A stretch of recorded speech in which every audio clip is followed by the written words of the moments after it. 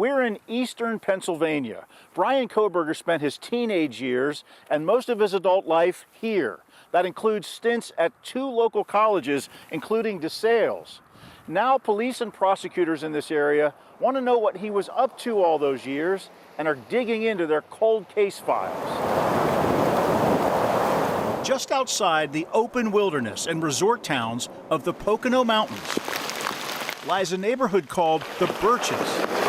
It's just a very quiet community. These are the streets an accused killer once roamed as a teenager. I've definitely seen it on TV. Who hasn't? Now, Lynn Klein and others in the Pennsylvania communities where Bryan Kohberger lived until last year want to know if he could have committed any crimes before he was charged with the murders at the University of Idaho. Because anybody or any family that's been harmed or done wrong to deserves to know the truth. It isn't just citizens. Police and prosecutors have asked the same question. Your natural reaction is to start wondering, okay, is this guy wanted? Is his name out there? Did he do anything here in Northampton County? Terry Houck. Terence Houck is district attorney of Northampton County and leads an office of more than 20 prosecutors and a half dozen detectives. It's here at Northampton Community College where Bryan Kohberger took his first courses in higher education, graduating here in 2018. After Kohberger's arrest for the Idaho murders, Northampton County's district attorney ordered a review of unsolved cases in his county. We have a crime information center that compiles information of people's description, size, weight, height, method of operation, things of that nature. Obviously, you wonder whether or not there was any criminality that he committed here in Lehigh County or in the environs. Jim Martin, district attorney of the neighboring county, Lehigh, also ordered a review of unsolved cases.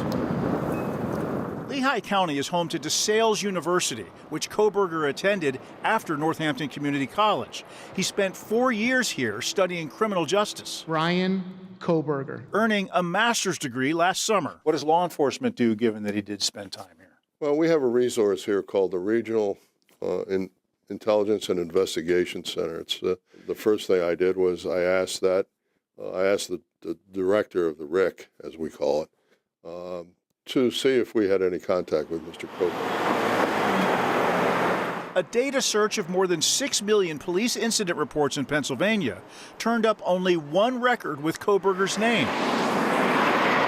He called police from this bike trail one night to report that his car was locked behind a park gate. There was a response from him thanking the police and apologizing for the inconvenience. The district attorney in Monroe County, Pennsylvania, where Kohberger grew up and where a SWAT team arrested him on December 30th, did not respond to our questions.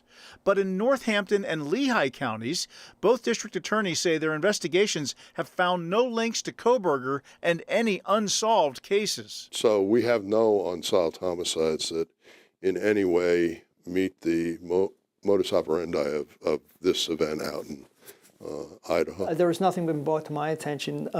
In fact, nothing with respect to Kohberger has come about in our investigations of cold cases or unsolved cases to this point.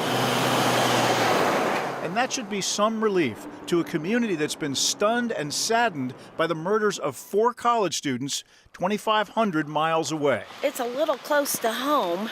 You just don't expect it. So prosecutors say the bottom line is there's no evidence that Kohberger committed any crimes here in Pennsylvania. In Center Valley, Pennsylvania, Chris Ingalls, King 5 News.